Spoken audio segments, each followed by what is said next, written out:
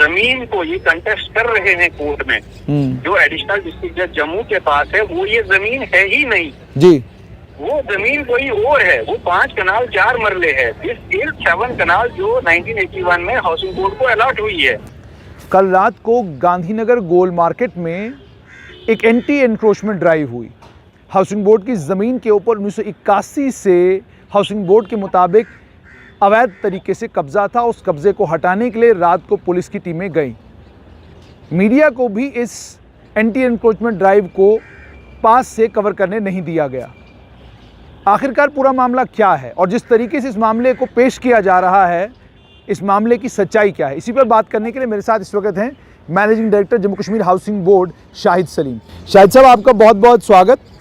सबसे पहले शाहिद साहब, मैं आपसे ये जानना चाहूँगा कि ये जो एंटी एनक्रोचमेंट ड्राइव कल गांधीनगर गोल मार्केट में, बड़ा पॉश एरिया है, वहाँ पर हुआ, रात के समय क्यों किया आपने?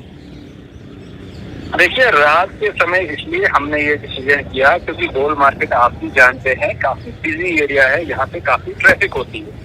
अगर यही हम रात को जो स्टार्ट था, इसका टेक ऑफ था, वो दिन को करते, कल सैटरडे था, वीकेंड था, क्रिसमस की भी छुट्टी थी, लोग बाहर निकले होते, तो यहाँ पे एक जमघटा बन जाता। तो हम चाहते नहीं थे कि किसी भी तरह से जो फेस्टिविटीज है, क्रिसमस वगैरह, इसमें कोई प्रॉब्लम हो जाए। तो हमने सोचा कि बेटर ये रहेगा कि जब दुकानें बंद हो हम जाएं, क्योंकि यहाँ पे न कोई मकान था न कुछ था, ये ओपन पैच ऑफ लैंड था, जिसमें हमें खतरा था कि शायद कोई भी किसी साइड से आके खोखा बना ले या कुछ और करे। तो हमने सोचा कि रात का टाइम जो है वो बेहतर रहेगा, ताकि बगैर किसी हैसल के, बगैर किसी न्यूसेंस के ये काम किया जाए। और वही हुआ। पुलिस आई, कुछ लोग भी आए जो हमारे सामने, उन्होंने अपने प्लीज रखे कि हमारा है वगैरह वगैरह, हमने वो देखा। तो लेकिन जब पाया गया कि ऐसा कुछ नहीं है, जो कि हम पहले से जानते थे कि जमीन हमारी है, अलॉट हुई है, तो उसके बाद ये फैसला लिया गया। शाहिद साहब, आपसे ये भी जानना चाहूँगा, जिस ज़मीन के ऊपर आपने कल एंटी एनक्रोचमेंट ड्राइव किया है, उस ज़मीन के ऊपर कोई मकान बना हुआ था, कोई दुकान बनी हुई थी, या कोई ऐसी चीज़ बनी हुई थी जिसको हटाने से या जिस पर बिल्डोजर चलाने से किसी को परेशानी हो सकती है? क्या ऐसा कुछ था इसके ऊपर? देखिए, मैं बताऊंगा, ये जमीन जो है तकरीबन 7 कनाल है। इस जमीन पे कोई मकान नहीं है, किसी की रिहाइश नहीं है। अलबत्ता एक साइड पे इसमें एक खोखा बना हुआ था, जहाँ पे ये रिपेयरिंग का काम हो रहा है। वो शरीफ आदमी था, उसको किसी एनक्रोचर ने दिया था, तो उसने सुबह ही सारा सामान शिफ्ट कर दिया। दूसरा एक शेड बनाया गया था टीन का, उसमें वो चिकन बेचता था कोई आदमी, वो भी सुबह ही भाग गया अपने चिकन लेके। अब तीसरा एक है, उसमें कोई गिफ्ट शॉप है, उसको लॉक किया गया है। वो हम देखते हैं कि कानूनी हिसाब से हम उसको किस तरह से खाली करवा लें और उसको भी हम रिमूव कर दें यहाँ से। अच्छा, आपसे ये जानना चाहूँगा कि 1981 में ये ज़मीन आपको अलॉट हुई थी।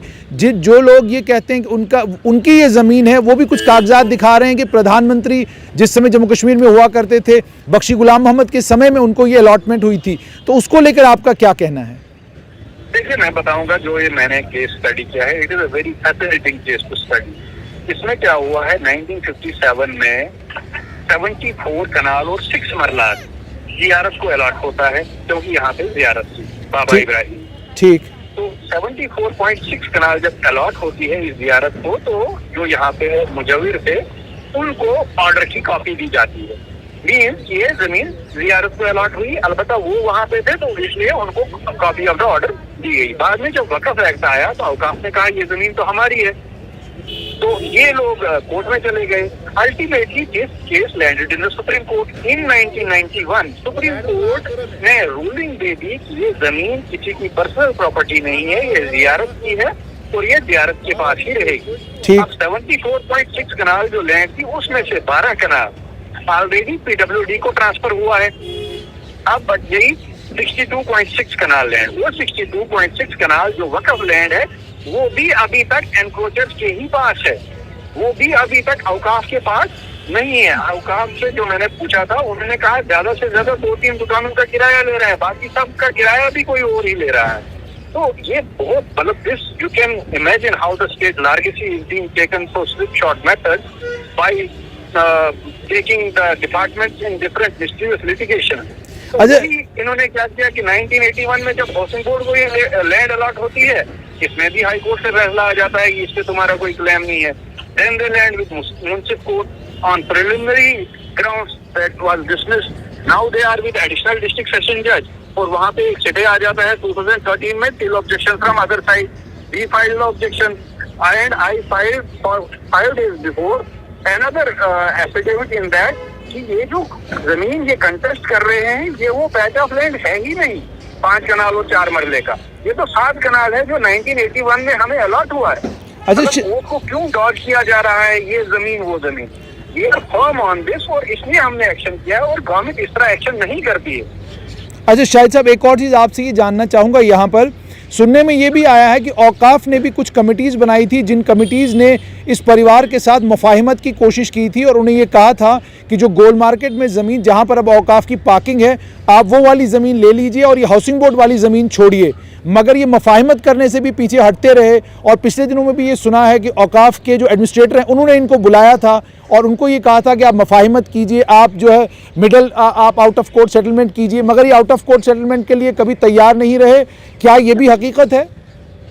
नहीं, दरअसल इसके बारे में मैं बताऊं, मुझे यहाँ as MD housing board I am having additional charge, तो मुझे 1 महीना हुआ है जी। इतना अब औकाफ की इंटीग्रिटीज का मुझे पता नहीं है, लेकिन मुमकिन है औकाफ ने ऐसा किया हो, क्योंकि औकाफ तो वक्त एक्ट के तहत चलता है, तो वो अब ये प्राइवेट पार्टीज जो जिनका उनके साथ लिटिगेशन है वो जानते हैं। लेकिन fact of the matter is in 1991 they have lost the claim on that land which was transferred in 1957 to the Baba Ibrahim Ziarat. अरे शाहिद साहब, आखिर में आपसे ये जानना चाहूँगा कि ये जो हाउसिंग बोर्ड की ज़मीन अब आपने ले ली है, लेने के बाद अब हाउसिंग बोर्ड क्या प्रपोज कर रहा है कि क्या चीज़ जो है वो इस पैच ऑफ लैंड पर बनेगी जो पॉश गांधीनगर की लोकेलिटी में गोल मार्केट में? बताऊंगा कि 1981 में अलॉट हुई थी, तो उसके बाद 28 बोर्ड ऑफ डायरेक्टर मीटिंग में यहाँ पे एक कमर्शियल कॉम्प्लेक्स बनाने की मतलब वो बात चली, वो अप्रूव भी तकरीबन हो गया था, क्योंकि मैंने जब कागज पढ़े तो साइमल्टेनियसली वही मिस्टीरियस लिटिगेशन की गई, कभी इस कोर्ट में कभी इस कोर्ट में ये जमीन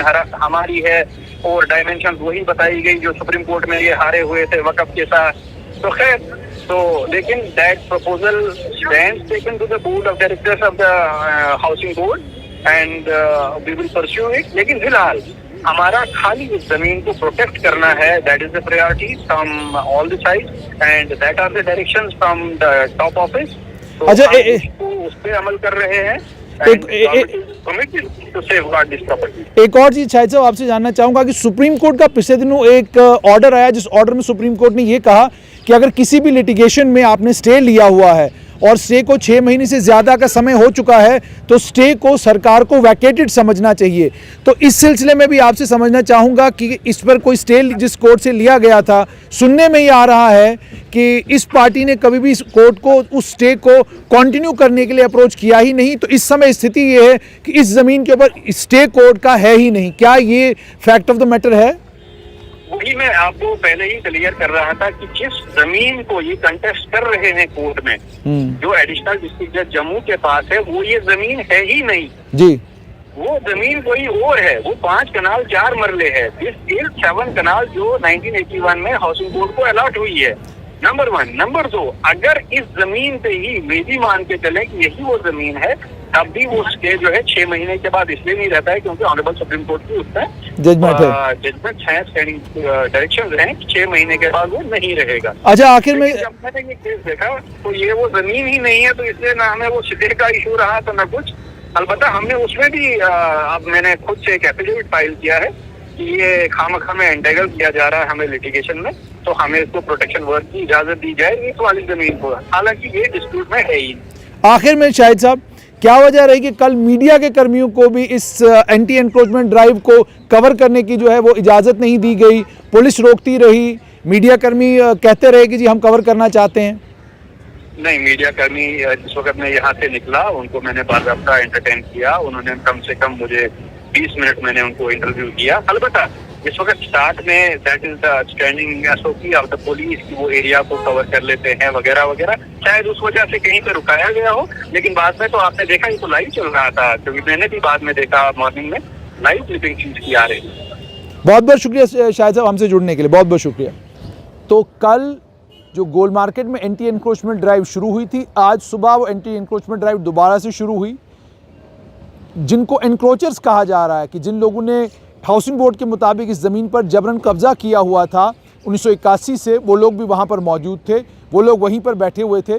हमसे भी उन लोगों ने बात की और प्राइम मिनिस्टर जिस वक्त जम्मू कश्मीर में हुआ करते थे बख्शी गुलाम मोहम्मद, उनकी एक चिट्ठी भी उन्होंने दिखाई। लेकिन जैसे हाउसिंग बोर्ड का ये कहना है कि ये वो ज़मीन है ही नहीं जिस ज़मीन के बारे में वो बात कर रहे हैं।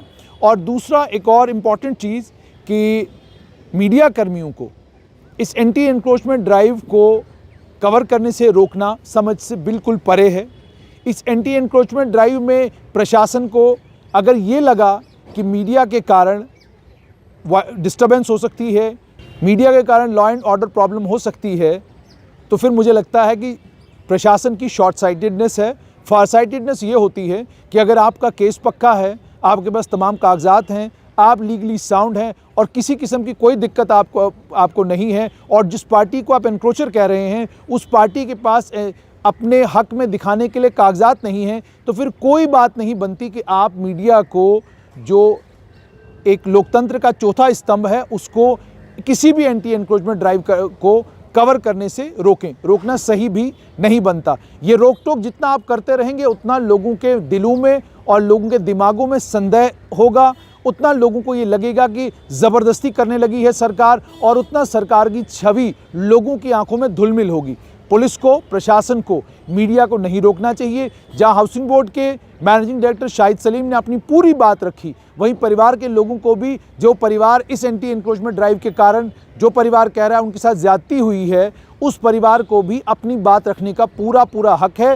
वो बात मीडिया के बीच में भी रख सकते हैं और बात कोर्ट के समक्ष भी रख सकते हैं। स्ट्रेट लाइन पर भी हम पूरी कोशिश करेंगे कि इस परिवार से बातचीत करें और बातचीत करके उनकी साइड भी आप तक पहुंचाए। लेकिन हाउसिंग बोर्ड की तरफ से आपने साफ तौर पर सुन लिया कि हाउसिंग बोर्ड का क्या कहना है। एक और बात यहाँ पर बहुत ज़रूरी है, इसे धार्मिक एंगल दिया जा रहा है, इसे ये कहा जा रहा है कि जम्मू में देखिए जी मुसलमानों के साथ ज़्यादती हो रही है। एक सच्चाई आप तक पहुँचानी है कि जिस ज़मीन के ऊपर मैं खड़ा हूँ ये औकाफ़ की ज़मीन है, इस ज़मीन पर भी कब्ज़ा था, उस कब्ज़े को भी इसी तरीके से औकाफ़ ने रातों रात हटाया था। और आज अगर आप देख रहे हैं कि इस औकाफ़ की ज़मीन के ऊपर कोई स्ट्रक्चर खड़ा नहीं हो रहा या मल्टी स्टोरी पार्किंग नहीं बन रही, क्यों? क्योंकि ये भी लिटिगेशन का हिस्सा है, इस पर भी कोर्ट केस है, और इस कोर्ट केस में भी जो पार्टीज़ इन्वॉल्व हैं वो उन पार्टीज़ का भी ये कहना है ये औकाफ़ की ज़मीन नहीं बल्कि हमारी ज़मीन है। सवाल ये है कि धर्म का इस्तेमाल करना तब जब आपको लग रहा है कि सरकार